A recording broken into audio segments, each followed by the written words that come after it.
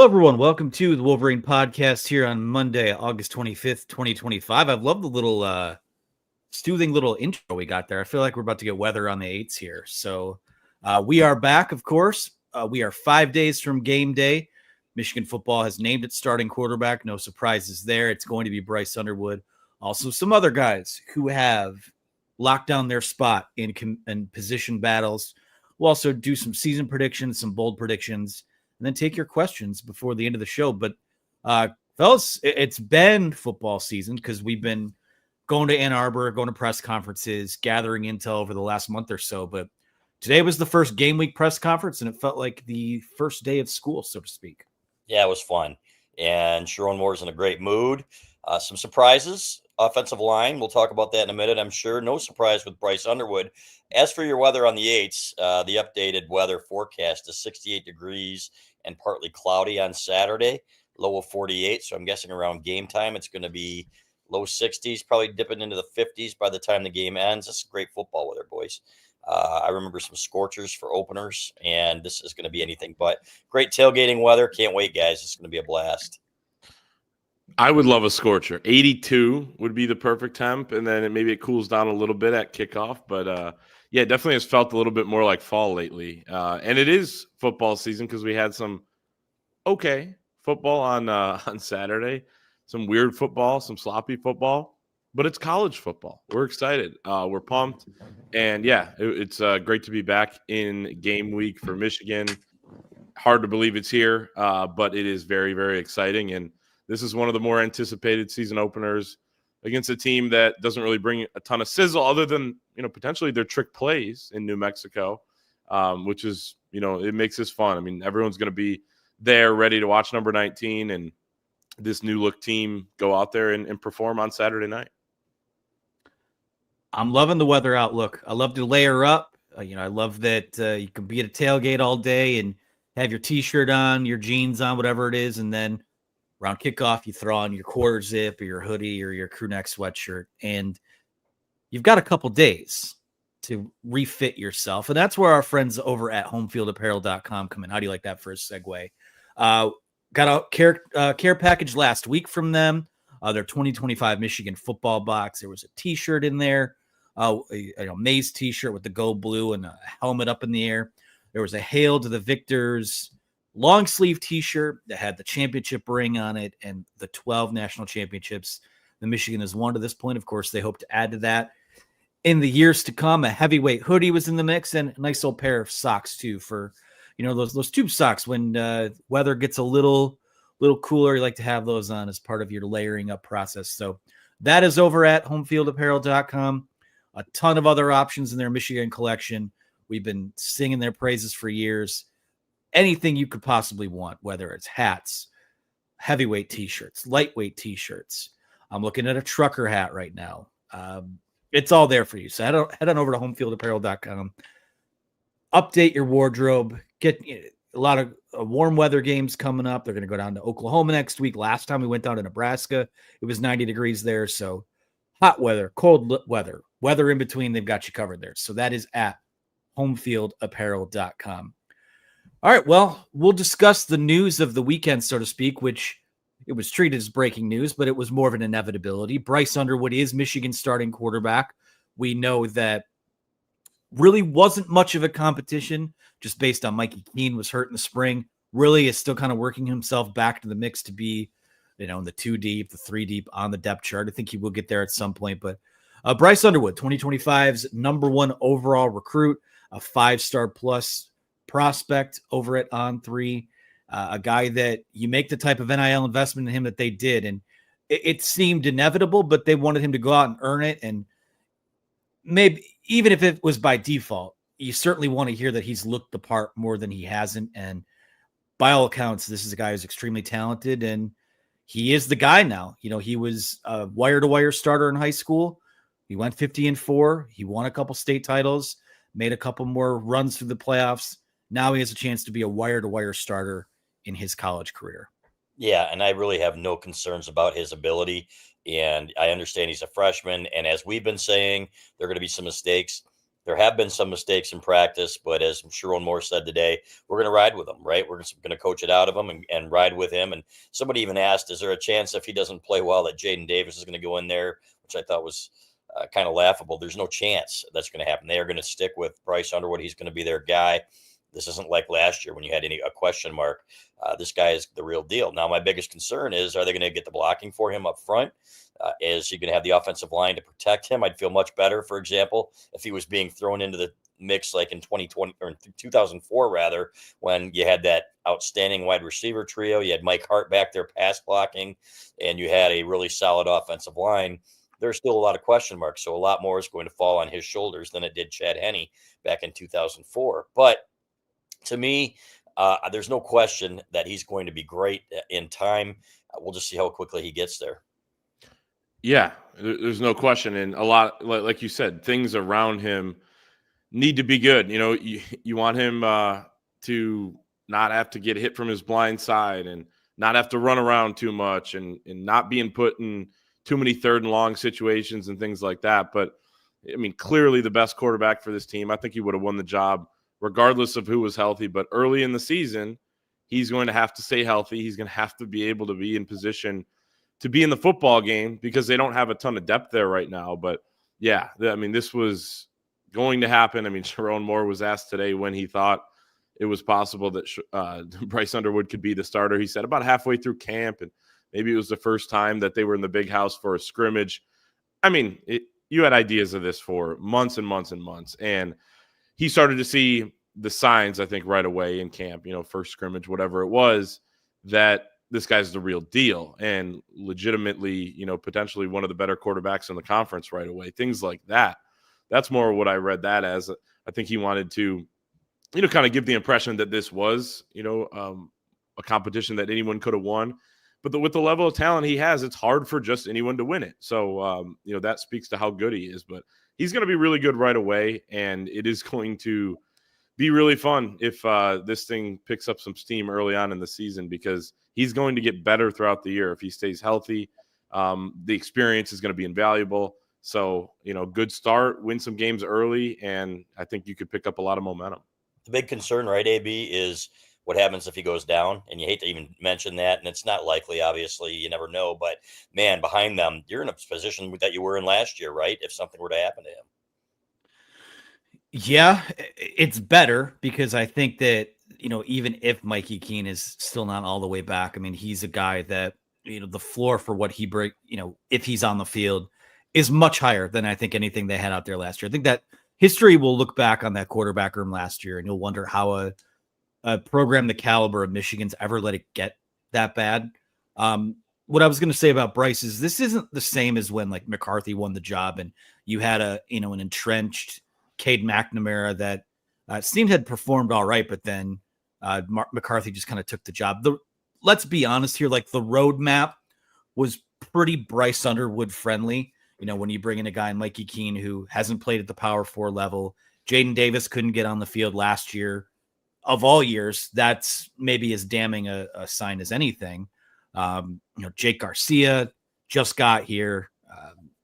Davis Warren at a torn ACL. So, like, the path was there for him right away. Now, what helps that is he's a guy that has a chance to be, you know, generational. I think that's a word that gets a little bit overused now, and I've used it at times, so I'm guilty of it. But this is really kind of a once-in-a-decade type of talent that they have there. I think I could be wrong, the last number 1 overall recruit at quarterback was Trevor Lawrence, or was there a guy in between there? Clayton, you might know that. Maybe Quinn Ewers, but I think it depends on the site. I mean, I don't know that anyone was this much of a unanimous pick. But. Right. So, like, this is a guy that is, I won't say a different level of quarterback recruit, but the floor is incredibly high there. He's a guy, like I said before, he's the things that I do think translate from high school to college is, one, have you started 3 to 4 years and did you win a lot of games? He did. They went 50-4. You know, and the completion percentage. He's a guy who's completed 70% of his passes in high school. So I think he's extremely ready. Now, we might want to tap the brakes on someone even today in the press conference where, the Heisman talk there's no Heisman talk around him. This year is entirely about getting him comfortable, you know, if you can show even what a guy like DJ Lagway at Florida last year had some struggles, but still, he comes into this year as one of the, some people think could be a top 5 quarterback in the country. There are going to be mistakes. We've heard that there at times he's had, interceptions or pick 6 in camp, and you're going to have to ride through that. And that's something that, we'll call it what it is too. On the road in one of these first 6 games, that could cost them a football game. But I think that the roadmap is there for him, for them, not only to peel back the layers of what he can do, but also with that schedule, the back half where you play 4 of the worst teams in the Big Ten. That's going to be a great launching off point for him to be. I think, maybe late November is kind of his coming out party, and maybe it's sooner than that. He has the talent for that to happen. Yeah, and you hope that in game 1, playing against a bad New Mexico team, that he comes out and sets the world on fire. And obviously the biggest test is going to be Oklahoma on the 6th of September. So he's going to go down there. That defense is legit. I think that's a tough place to play. You're going to have the crowd noise, the night game, everything else. And we're going to see exactly how much they trust him and that offensive line. Are they going to rely heavily on their defense and their running game? That's going to be my guess, and maybe turn him loose on a couple of play action passes. And how much are we going to see of the RPOs? That's something that I'm going to be watching too. That's one way to kind of negate a sketchy line, or at least give them some help, right? So we'll see. But there's no question in my mind that we are going to see an outstanding quarterback at some point in Michigan history here, compared to some of the greats, as long as they protect him. I remember what happened to Devin Gardner, and it scares me a little bit just because he didn't have the blocking up front. And I really thought he could have been a really good quarterback here had they had better line play. They did him a disservice. I don't think that's going to be anywhere close to what we see this year, but there are still some question marks, guys. And that right guard position, for example, in left tackle with Evan Link, we still have some major question marks. And everybody that we've spoken with off the record in that building says, yeah, I like this team. A lot of it depends on the offensive line, but they all love Bryce Underwood. Again, one who's been here for 30 plus years, said he is the best true freshman quarterback that he's ever seen at Michigan. That includes Drew Henson, that includes Chad Henne, guys like that. So I can't wait to see this guy in action. Yeah, and he's just different than, I think he's better than Gardner. I think he's better than all those other guys were. And I'm willing to say, Anthony, that he is on another level as a quarterback recruit. And I'm willing to also say there probably is going to be, if they go down and beat Oklahoma in week 2, I wouldn't be surprised at all if there are people talking about the Heisman. I don't know how realistic it would be, but that talk's going to come. I think it kind of ebbs and flows throughout the season. And we had Heisman talk around here when there was Tate Forcier running around, throwing on the run all over the place. After the Notre Dame game in the September Heisman was presented. I think they gave it to him after that September of 2009. So that talk's going to come. How's he going to handle it? How's he going to handle the hype? How are his teammates going to? And I mean, that stuff could come. And I think it's all good things. If people are talking about that, it's a good thing. The talk wasn't the reason why Forcier and that team fizzled out. They were always going to fizzle out. But, you can handle it better than other guys could. And it seems like Bryce Underwood is just, everyone says mature beyond his years. It's just true. Like, you watch him on BTN, the interviews, and, we've interviewed him a couple times, and you just see him interact and the way people talk about him. It is hard to believe he turned 18 last Tuesday. I was doing dumb stuff. I was an idiot when I was that age, and so were a lot of people listening out there, even though some of us, may not. It does pain us a little bit to admit it, but he's not. Some of us were doing stuff like that last week. Yeah. You should have seen me Saturday at the wedding I was at last week. It was ridiculous. So yeah, it's kind of crazy. It almost feels too good to be true that you have a talent like this, but he wanted to go to Michigan since he was a kid. He ends up at Michigan. And now number 19 will run out of that Eastern tunnel and be Michigan's starting quarterback. It's going to be a cool moment. Yeah, I realize I contradict myself when I say he's a once in every decade prospect and say, oh, well, is he that level of guy? Like, I understand that's how that came across. So apologies for that. I guess what we'll end with on Bryce is we set the expectation now. Like, what do we expect to see from him this year? What's a good year for him? If you even want to throw a stat projection out there, I guess I'll start with that. I mean, if he's a guy that we've heard people say that he's kind of on par with where JJ was when he started as a sophomore. So that was a year where he threw 2,700 yards. He completed a little under 65% of his passes. He had 22 touchdowns and the 5 interceptions. I can see similar numbers, except I think that the interception number might be a little bit higher. I wouldn't be surprised if he threw 10 or 11 picks this year and then it was maybe front loaded in the first half of this schedule. But where are you guys at with like what is, because there's so many unknowns too. The offensive line, which we'll talk about in a second. Wide receiver, we'll talk about that in a second. You know, from an infrastructure standpoint, like anyone expecting him, you know, when we say he's maybe the best college quarterback to enter as a freshman since Trevor Lawrence. We've talked about this before too, where Trevor Lawrence was dropped onto a national title contender. He's not, I don't expect him to put up those type of numbers and for the team to have that type of success. But what does a good first year look like for Bryce Underwood? Yeah, I think you nailed it. With a 10 interception mark, maybe, you know, some early on, and 2,500 yards potentially. And depends on, again, how much they let him throw. We do know Chip Lindsey wants to throw a little bit more. And so we'll see how that plays out. As people have told us, they're not going to be running into stacked lines on every 3rd and 3. So the ball's going to be in his hands a little bit more. So how much are they going to let him run? That's another question mark. Remember when Sherrone told us at Big Ten Media Day, you better have 2 quarterbacks if you're going to run your quarterback. And I don't think they really do at this point. So I think they may throw it a little bit more with him. So I'm there. 7. Yeah, go ahead, Anthony. I was just going to say, if we want to compare it to that JJ year from 2022. Yep. 70 rushes for 360 yards and 5 touchdowns. Yeah, and maybe a little more than that. So, and some of those are going to be scrambles too, right? Depending again on how the offensive line holds up and how the receivers do. There are question marks there. Donovan McCulley is your number 1. He's your clear number 1. Samaj Morgan 2. Channing Goodwin 3. Good for him.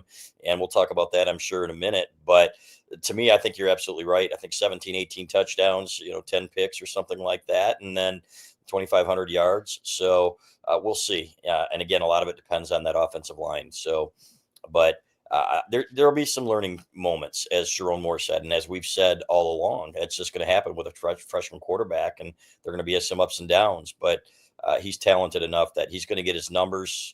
And I think they're going to give him ample opportunity, even though they may play to the running game and the defense early on, he's going to get ample opportunity to throw the ball as well. Yeah, and it'll be interesting because early in the year, you don't have the quarterback depth. But if you get Mikey Keene fully back and Davis Warren there, then it actually looks okay. And I think that maybe they will run some more designed runs for him as the year goes on, although you have a lot of big games early. So a lot of it depends on the injury timeline of those 2 guys, especially Keene. And yeah, it's hard to project stats, especially stat totals throughout a season when you don't know how many games they're going to play and all these different things. But I think J.D. Pickell said it really well when he was on our show a few weeks ago. If he scores 30 touchdowns and whatever combination it is of passing and rushing, then Michigan's going to be a really good team, and he's going to have a really good season. So somewhere around there, I think, is realistic. And to be, a top 5, top 6 quarterback in the Big Ten is where I expect him. Let me throw this out there for you. Mystery quarterback, 3,017 yards, 20 touchdowns, 9 interceptions. Who was that? Jake Rudock? Last 10 years or so. You nailed it. It was okay. Jake Rudock. Would you take a 2015 Jake Rudock season out of Bryce Underwood? Hell yeah. Are you kidding me? Absolutely you would.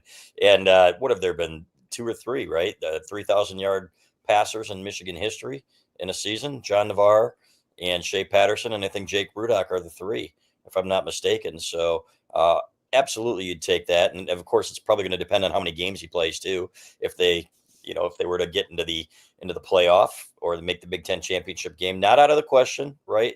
I think they're probably picked as about the 4th best team in the Big Ten, maybe 5th by some, although I don't think Indiana or Illinois is going to finish ahead of them. So there's a possibility that he plays a lot more games and he gets more opportunities to throw for more yards too. So, but more than anything, right, ease him in. And I remember, guys, I'll date myself a long, long time ago. And this is, of course, kind of apples and oranges. But when Chuck Long started for the Detroit Lions and everybody was like, man, we got to get him out there. We got to get him out there. You put him out there behind a crappy offensive line, and it kind of seemed to deflate his career a little bit, as compared to had he started behind, at an elite program or an elite franchise behind an unbelievable offensive line. Who knows what he could have been? I'm not predicting that this kid's going to lose any confidence or anything like that, but I do remember Devin Gardner getting hit 27 times at Michigan State and thinking, man, he deserves better. So hopefully, guys, this offensive line is going to be a lot better than it was last year. They brought in Juan Castillo. They told Grant Newsome, hey, let's get these guys up to speed. And Grant Newsome has gone on record as to say that these guys have shown incredible improvement this year. Of course, last year we heard some good things in the offseason too. So I'm really, really anxious to see what happens in those first 2 weeks of the season with that offensive line and their ability to pass block. Yeah, how good the defense is. It'll be good, Yeah. but is it next level? Is it elite? Is it top 10? Is it top 15, top 20? Because this could be a really good situation for a quarterback to come into in a different way when you look at it through the lens of that defense is probably going to keep them in every single football game. When you get to the plus 35-yard line, you have a kicker who I think Sherrone Moore said the other day made a 68, 69, 70-yard field goal in practice. I would love the exact. I'm surprised he doesn't have it. I'm just Dominic Zavada amazes me. I need to know for a fact that it's 70. So we'll ask him next time we talk to him. But it's just ridiculous. So you have some of an infrastructure there that is really positive. And, they were in pretty much every game last year, pretty deep into pretty much every game. And they won some games that they shouldn't have. They obviously folded and didn't show up in some of the bigger moments at Washington, at Illinois, things like that. But with a better quarterback, they would have done so, and they would have won a hell of a lot of games. So from that lens, he's going to be put in a pretty good situation. There are a lot of worse situations out there that quarterbacks could be in. And, he has the ability to get better and better throughout the year too. So I'm just excited to see what it looks like. There's just been so much talk, and that shows, the excitement that everybody has for this season. But now we get to actually see it at 7:36 p.m. on Saturday night in the corner of Stadium in Maine. I don't need him to be the next Chad Henne. I don't need him to be Devin Gardner. I don't need him to be the next JJ McCarthy. I need this guy to be the best version of Bryce Underwood he can possibly be. So we'll see we'll see how he carves out his own role and makes his own name, but he will get that first start. Not all that surprising. That was the news of the weekend. We just talked offensive line. Maybe the news of the day. A couple players not only trending upward appear to have sniped starting positions heading into game week. Now, mind you, there's still a couple days left to practice. We could see, the good old fashioned Michigan method of guys still rotating in, but two names in particular. And we'll start with on the offensive line, right guard. That was a job we had heard. They told us that there were 4 guys in the mix for. Nathan Afobe has led all throughout camp, at least in terms of the name that comes up first. And Lawrence Hattar from Ferris State was in the mix there. Jake Guarnera, who is also getting reps at backup center. Brady Norton appears poised to be this team's starting right guard. Transfer from Cal Poly in the FCS, played tackle the last couple of years there. Was one of the best pass blocking tackles in the FCS last year. This was a revelation that caused a bit of a freak out on our message board and on social media, just because for the second year in a row, it's an offensive line battle where all throughout camp, you thought you had a guy, and then boom, game week comes around. It's a guy that really hadn't been talked about a lot there. And they told us, right? They said it's 4 guys, and we'd feel comfortable with any of them. How much of that is true, we don't know. But this is not a case of like last year when you had Dom Jadis come in from the defensive line and all of a sudden he's starting at center. That was a huge red flag because you had a guy that wasn't playing the position. He comes in and goes in ahead of a guy that's been here for a long time that was supposed to be the next guy, right, who had already been passed over twice. So that's why I still think there are some questions about Greg Crippen as well. But to me, if you look at Norton, he's played a lot of football, guys, at the collegiate level, not this level, obviously, but he's played a ton. And Chip Lindsey told me in my one-on-one with him in early summer, he said, this guy doesn't look the part, when you look at him, he's not huge. He doesn't have the long arms. He's not extremely athletic, but he is a good lineman, and you watch him play and he gets the job done. So I think he's got potential. But what we'd heard from our insiders who had seen practice was, okay, it's kind of Ifobe by default right now, and somebody else might need to step up. And there was hope that when Blake Frazier came back healthy, that he would be in the mix. And then Sherrone Moore comes out today, guys, and says, hey, Blake Frazier is going to play some too. So I think the more snaps he gets, the more that he's going to be in the mix. And he did say that he's going to play both of them as well. So if he says he's playing Ifobe and he's playing Norton and he's playing Frazier, this isn't a done deal yet. This is just trying to see, okay, who can perform on game day. And that's another thing that Sherrone Moore said on Monday. He said, I want to see these guys thrown into the fire. He was talking about the receivers, but he might as well have been talking about the offensive line too. It's these guys who can play well on Saturday that's going to take that job. So I'm not as concerned. I'm overall concerned a little bit about the line, just because you need that on your best teams to be a real strength, right? To be, okay, these are the guys that make the offense go. And we just don't know at this point. When you move Evan Link over from right tackle, where he really struggled, to left tackle, which is such a key position on the offensive line, that's another question mark. So a lot of question marks, guys, but that's why they play him. We'll find out on Saturday and the week after how good these guys really are. But we did hear also from people really close to it who have been watching that these guys are really good run blockers and that the run game looks pretty good too. So excited to see how that plays out.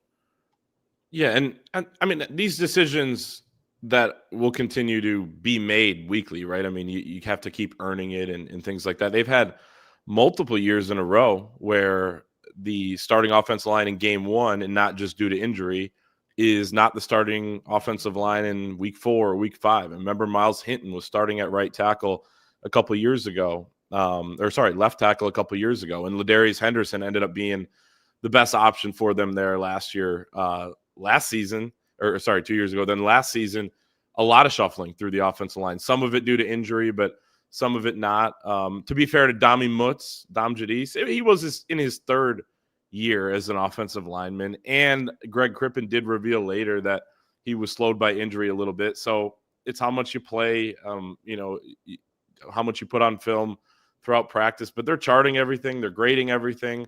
And if Brady Norton has competed to the level where he's able to take that at least to be the first guy in there at right guard, good for him. The American dream is alive and well. You could be at Cal Poly for a couple of years, a redshirt guy at Cal Poly a couple seasons ago. Last year, an FCS freshman All-American there. Now he'll start. Grew up a Notre Dame fan. That's too bad. But now he's a Michigan Wolverine. He'll start at right guard for the Wolverines on Saturday. But yeah, Nate Ifobe still has an opportunity. If you're looking at it from him, his perspective, he, waited his turn for 2 years.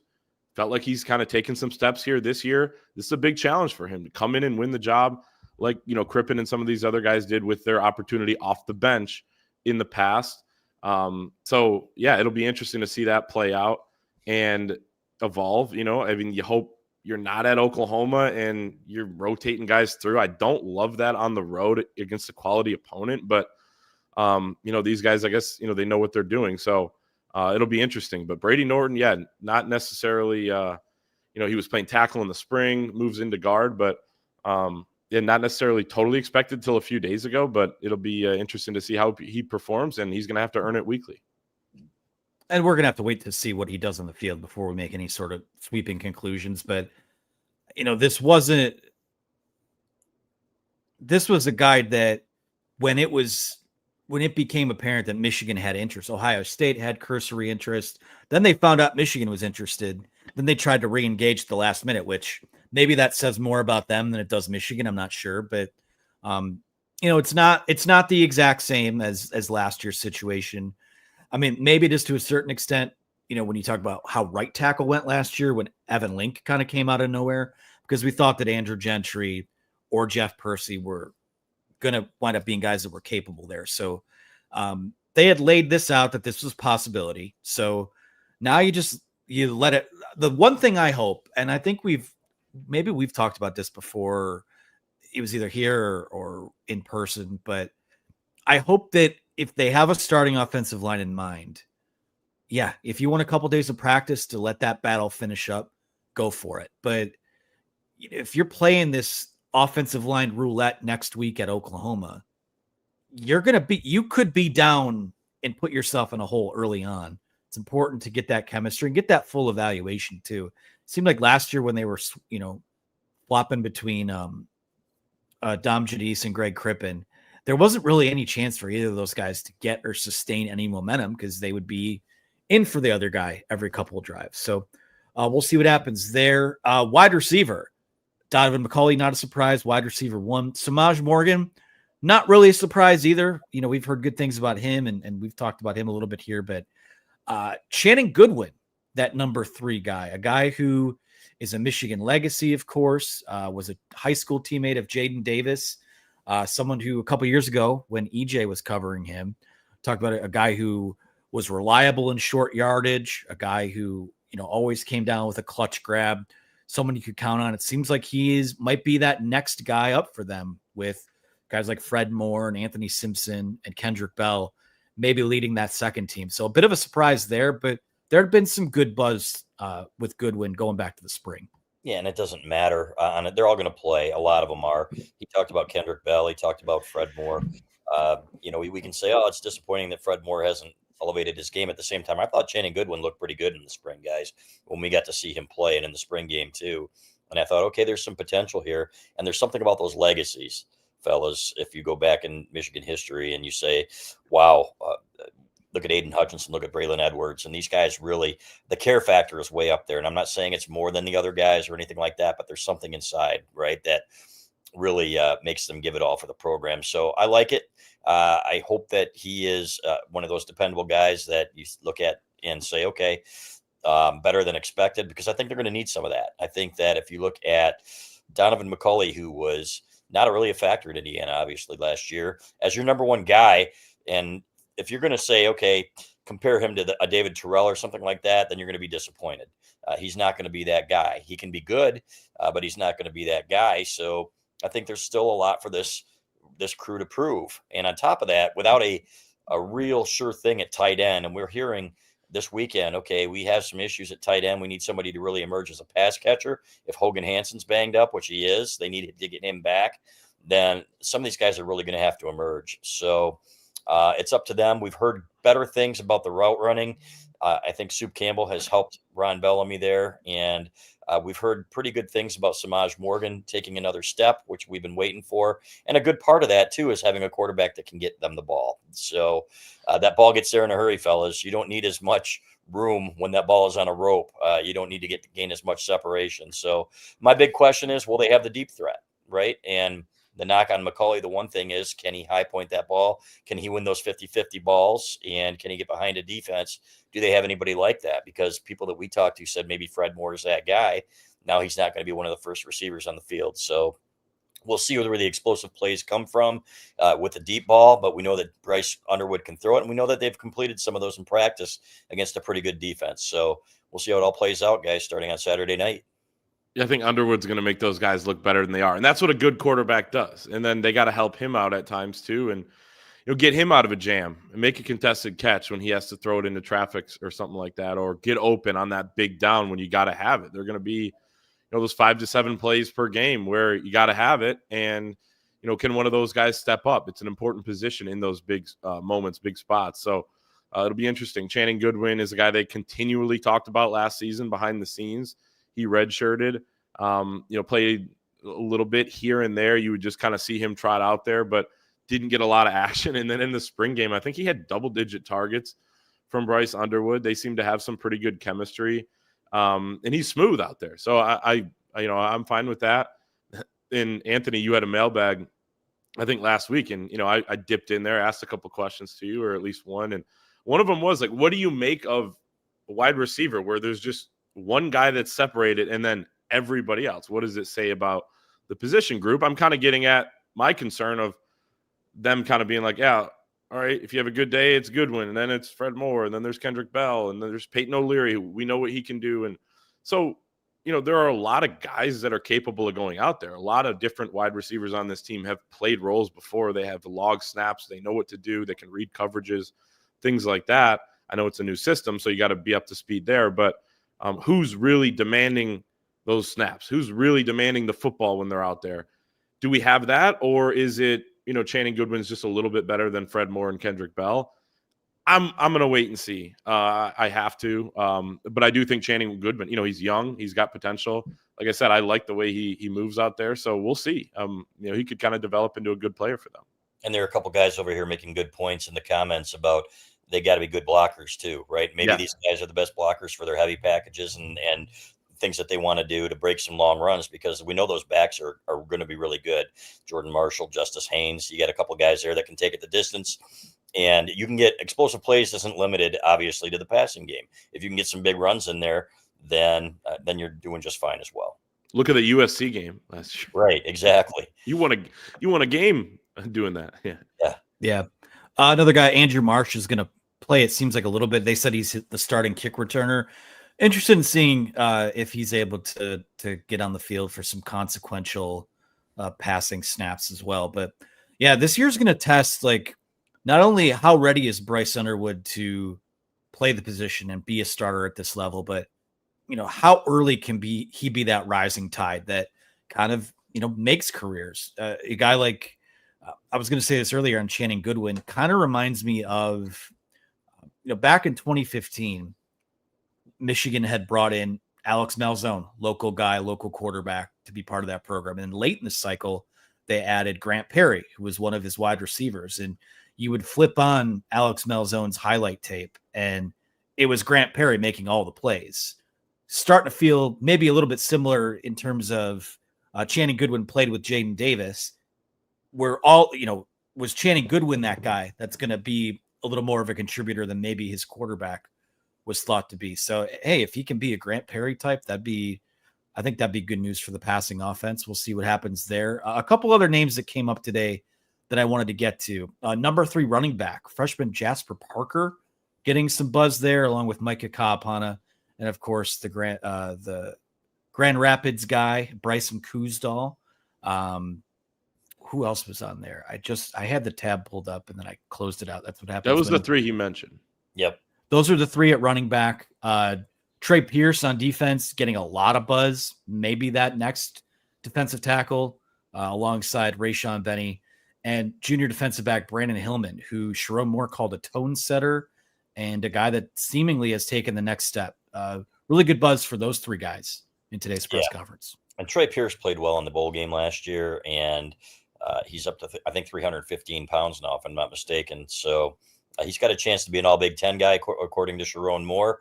We'll have more on that defensive line rotation in an article later in the week. But Trey Pierce, that one doesn't surprise me that much. A lot of people have been saying to me since camp started that you got 6 or 7 guys in there that you can rotate through, and they are really going to be consistent and really good. So excited about that. And of course, the defensive ends too. So Trey Pierce, to me, I love hearing that. He's put in the time. You look at his body.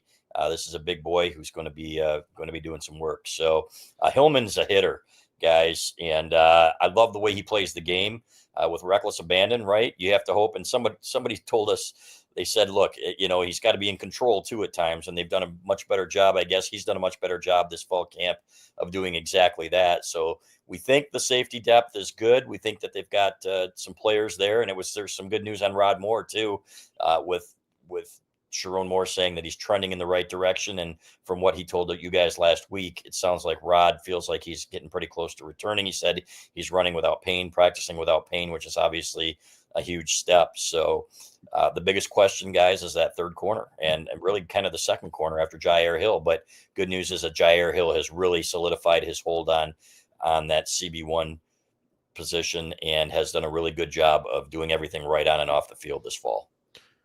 Yeah, with corner, that's a great thing to hear, because when we saw Zeke Berry playing pretty well there at the end of last season, Jair Hill had kind of fallen out of the rotation and had his jersey number switched and all these things. But so now that you kind of know that Zeke's going to be solid, maybe not. I mean, he did lead the team in forced turnovers last year.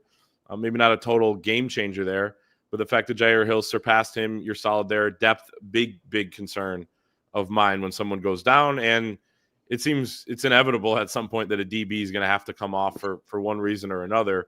You got to have next man up there. And when Sherrone Moore was mentioning some of the guys behind them today, he mentioned a lot of freshmen that have not seen game action, right? Including Shamari Earls. They moved Elijah Dotson over, Jaden Sanders as well, highly touted true freshman that was right in the mix. He didn't mention Caleb Anderson, the grad transfer from Louisiana, but he's been mentioned a lot in the past as kind of one of those next guys. So we'll see where he's at. I don't know. Maybe he's dinged up or something like that. Maybe he just forgot him. But, I think that there are, it is funny.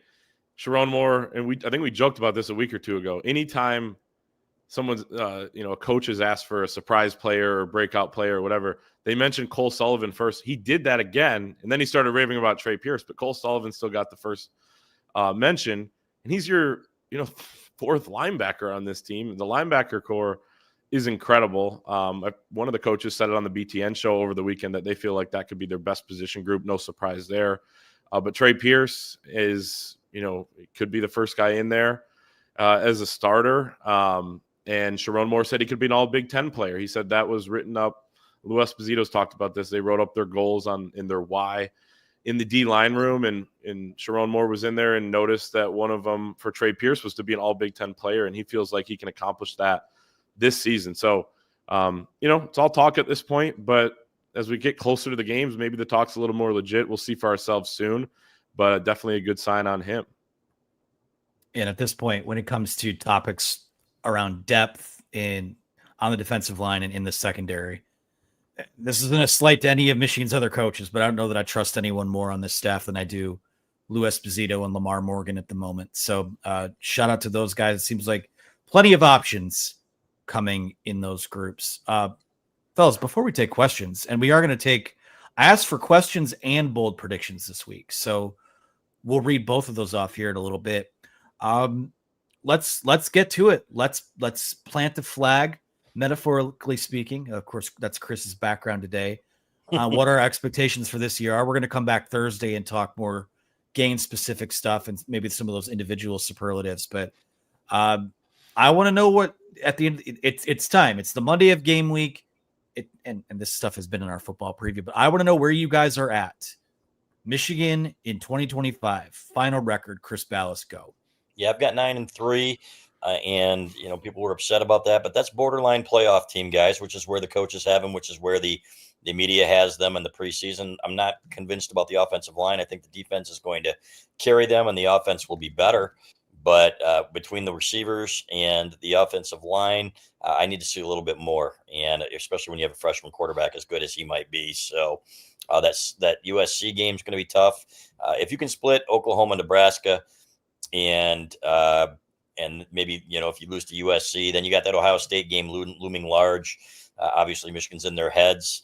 I can't wait for that game, guys. I'm not wishing the season away, but when they get there, if they are 9-2 at that point, guys, I think they've got a great chance to win that game again. And then 10-2 is definitely a possibility. I would say this team is, after hearing everything we've heard, more likely to go 10-2 than 8-4, for example. But 9-3 is still where I am. Yeah, I got 16-0. I think it's going to be a tough. Do you get the first round bye? You certainly do if you go undefeated, so it's going to be key. But no, obviously possible, but no, I got 10-2. Can't really predict beyond the regular season because there's so many variables. But 10-2 for this Michigan football team in the college football playoff, and I have them playing at Alabama in the first round in Tuscaloosa. Dixieland Delight, BS, as Trevor Keegan would say, will be playing, and it'll be fun. God, Michigan, Alabama could be the new Michigan, Florida. It seemed like all they did was play those few years in a row. Yeah, between that, NCAA tournament in bowl games, Michigan, Florida it was twice a year, it felt like. Yeah, one of the country's great rivalries, I'm told. I also have 10-2. I think, and that comes with, I think they're probably going to go 4-2 in the first half. I only have them winning one of those first three games on the road. As of right now, I would say the losses are probably Oklahoma and USC, but and there's going to be some freakouts, especially if they're sitting at 1-1 after 2 weeks. If they're sitting at 2-2 after 2 weeks, like whatever it is, I think they're going to be 4-2 in those first 6 games. And then you look at that, as we have the schedule up here on the screen, Washington's going to be a dogfight, and Ohio State is what it is, no matter what the records are. You saw that last year. Michigan went into that game 6-5, 3-touchdown underdog, found a way to win it. That 4-game stretch in the middle of the back half of the season where you play at Michigan State, that's a rivalry game. That'll be tough, but Michigan State, home against Purdue, and then pseudo home games. I know the buzz has been, we play 6 road games this year. Northwestern at Wrigley Field is going to be a pro-Michigan crowd. Maryland is always a pro-Michigan crowd. Those are 4 of the worst projected teams in the Big Ten.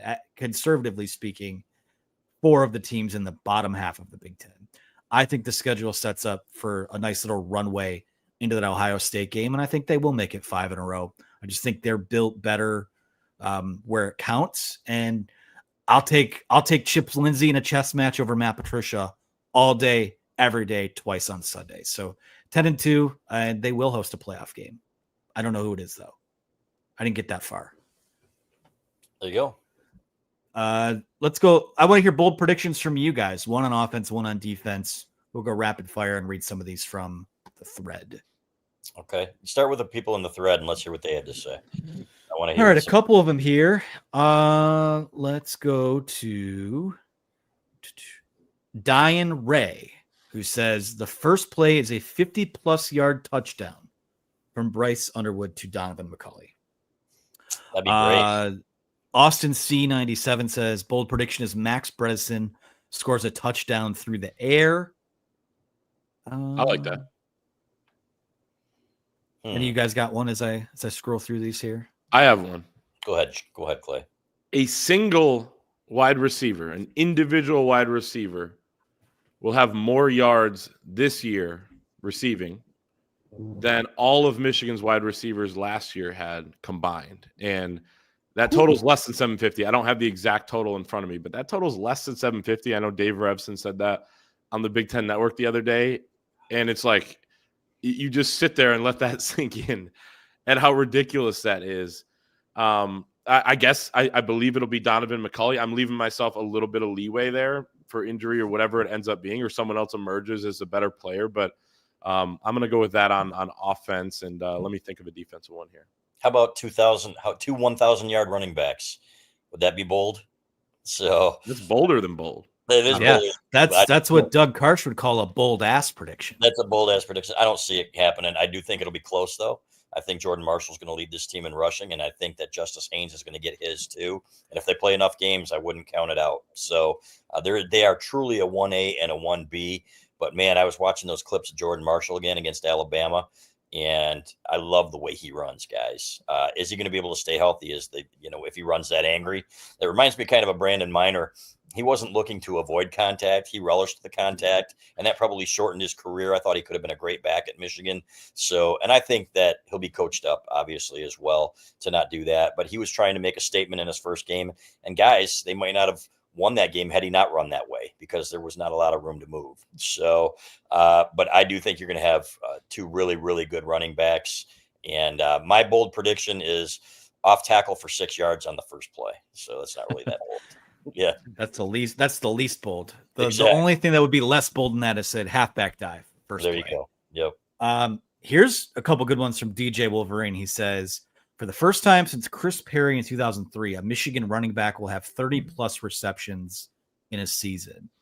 The other one he has is Bryce Underwood will become the first true freshman Michigan quarterback to beat Ohio State. Rick Leach, Chad Henne, and Tate Forcier were a combined 0-3. I think I agree with that second one. So I like the first one. Justice Haynes had 17 catches last year, and he's in an offense where they target the running back more. So I could see that. I like along the lines he's thinking there. And How many Chip Lindsey, passes, guys? How many screen passes in the first 2-3 weeks? We're going to see more screen passes in the first 3 games than we did all last year. That's my prediction. Screen him to death. Yep, there you go.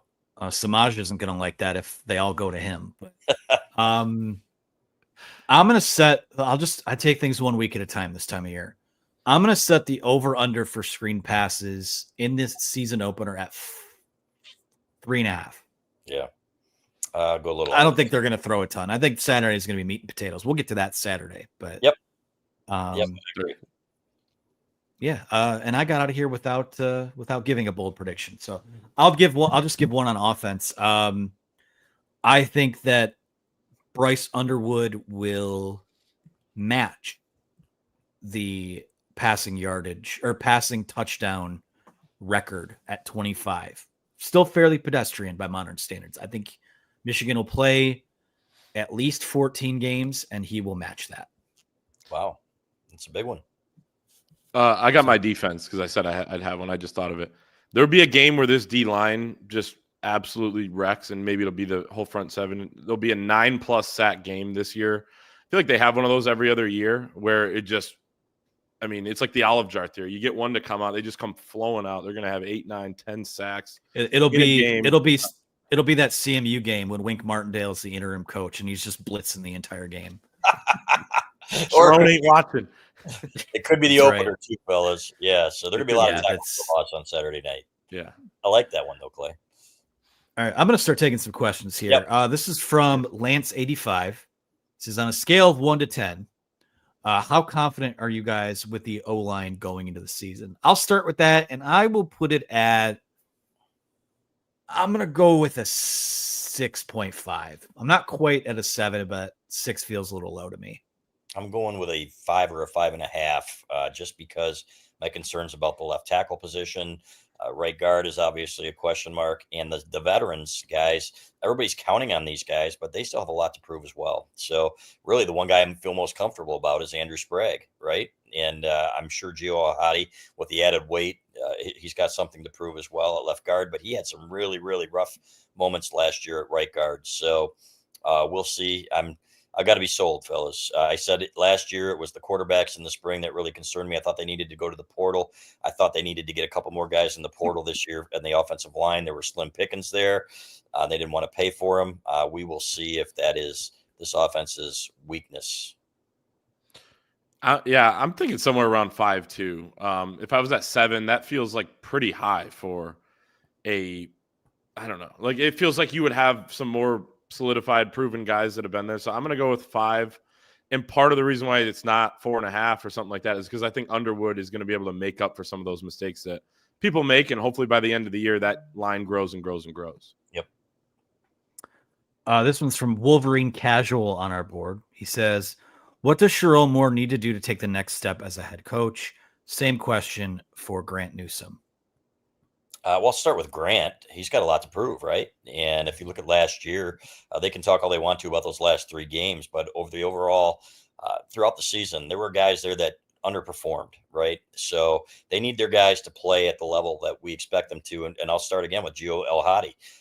As Grant Newsome said last year going into the season, he said he would already be in the NFL if he hadn't been playing behind all these guys, but he played nothing like that. Josh Preeb actually got worse here than he played at Northwestern. So to take that next step, I think part of it, Juan Castillo having him there and learning from him a little bit certainly helps. I think that was certainly by design. And I think that whether or not Sherrone Moore says it, it had to be done. So Grant's a young guy and he's kind of learning on the job. So, but I thought Sherrone, in doing that and making the tough move to part ways with Kirk Campbell after 1 year and bringing in Chip Lindsey and bringing in Eric Campbell, Soup Campbell, and bringing in Castillo, to me showed that he was willing to make those tough decisions. I thought he grew in that respect in the offseason. He seems a lot more comfortable too, guys, as you would expect of a second-year guy who's been in that chair for a year. So, and it sounds to me, according to the people that I talked to in the building, they are saying that he's been really harsh on these guys. Yeah, he's a player's coach, but he's coaching all these guys the way that he used to coach his offensive line. You know, you coach them hard, you love them harder. I love that about him. And I think he's really kind of coming into his own here as a leader of a program. I think the next step is having a successful season on the field. You know, last year was kind of a weird year. It was his first season. They lost a couple games they shouldn't have, but you had no margin for error because you didn't have good quarterback play or anywhere near good quarterback play. You wish you had average quarterback play on that team. But I think the staff's good. I think the coordinators are outstanding. I think the GM's outstanding. I think he kind of knows how to the NIL's outstanding. He knows how to kind of play the game with the transfer portal. He's always been a good recruiter. They have to go out and do it on the field. And, you know, he hasn't had an opportunity to do that since New Year's Eve last year. So you can't fault him for it. He's only going into year 2. But, you know, win the games you should, be right there and win some big games. I mean, it's all the normal stuff for any head coach, but they understand that. He talked about it today. They're starving to win and they're starving to have success. Marlon Klein talked about it last week, the pain that they've carried with them from last season. They're ready to go. So they feel the same way that the rest of us do. I think my answer kind of ties into your average fan has a question here where he asks, what could you see from the New Mexico game to give you confidence? I want this to look like a well-oiled machine, or at least operationally look a lot more organized, a lot more things done with a lot more conviction than maybe they were done with last year, which was very much kind of trial and error and figuring it out. And to their credit, they got through the other side of that and finished on a high note. But, it's never like the thing about the Jim Harbaugh era and following that is that his team set such a high bar for like a detail oriented, clean, don't make mistakes, don't beat yourself type of approach, especially in those last 3 years. So I don't know that he was a special guy in that regard. So like, I don't know that they'll get back to that, but I just want to see it. I want to see them build on what last year was, win a couple more games, set yourself up for, I know there are fans that, a school like Michigan, you should expect to play for a national title every single year. Realistically, you want this year to be the 9 or 10 win season that leads to having a good end year 2026 class. That leads to a good portal class where you backfill a few needs. And then next year, you're making a run at this with, hopefully a guy that takes a similar, that is talked of in the same vein as DJ Lagway is this year. We're a potential top 5 quarterback with these big expectations and, enhanced expectations on the field. So really, that's kind of a broad answer, but you don't want him to feel like the substitute teacher anymore. This is his program, and you want to see things going according to plan. That's where I would put it right now. I would say you can't learn a lot when you play such a crappy opponent, unless you can't run the ball, for example, against fronts that aren't stacked. Maybe if you can't pass block against these guys, then you can find out some negatives. I don't think there are a whole lot of positives. I'd love to see some downfield throws, guys, to some wide open receivers, right? Things that we haven't seen a ton of recently, where guys are schemed open and you've got guys that are getting behind guys, especially against an overmatched opponent. We're going to know a lot more about this team in week 2, kind of the way we knew a lot more about Michigan after the Texas game last year, right? So that's when we're really that's going to be the early litmus test. And even if they lose there, there's, you can improve obviously throughout a season. That's one thing I really loved about Sherrone last year is when it really started going bad, you can lose your guys. And one thing that Lloyd Carr was so good at was keeping this thing on the rails when things were going poorly. So that was a huge early test in his career for Sherrone Moore. Those guys fought their asses off for him in those last several games. Go down to Columbus and whip that ass, beat Alabama the way they did. That is indicative of a coach that has the command of and respect of his team. So excited about that. So whatever happens at that Oklahoma game, and I think obviously they have a chance to win that game with their defense. I'm not going to freak out either way. I think this team's going to get better and better, and this program is going to get better and better the way they're recruiting. And when you see the leadership and the culture in that building feels a lot like it did, guys, at least right now when Jim Harbaugh was there. And maybe it's some of the holdovers like Max Bredesen in that room and things like that. But to me, it bodes pretty well for the future. Well, it's the holdovers teaching the other guys, and then they'll be the Max Bredesen in a year or two, whatever it is. As far as the New Mexico game, it's hard to tell. We talk a lot about how those games can be a little bit deceiving in different ways and all this stuff. But just simply put, I want a lot of areas of the game to look easy at times for Michigan. Like you said, Chris, a wide open receiver, or Bryce has a bunch of time on, back there when they're trying to go deep a couple times. And, just the Huge pass holes. protection doesn't have missed assignments, things like that. Or it's easy to get to the quarterback. They're harassing this guy or whatever it is. You want some flashes of Michigan just looking like they're on a completely different level than New Mexico. Yeah, huge holes in the run game. Yes. Where you can run a Mack truck through there. So, and I think we're going to see some more of that stuff this year. All right. I got a wrap here. So I'm going to get to these 2 super chats quick from Josh Jackson. He says, for 199, he says, who's better? I think he means to say, who's got it better than us? Bryce Underwood, Savion Hyder. Obviously, a big week for Michigan last week with landing him. Should be fun next couple of years. And Josh also says, a question we've talked about a few times here, $4.99, football in 26 or 27 or basketball in 25, 26. Who has a better chance at a natty? And I'll just say, for right now, it's the bird in hand with the roster that Dusty May has. I'll take that team, but I think that even better things are on the horizon for Michigan football.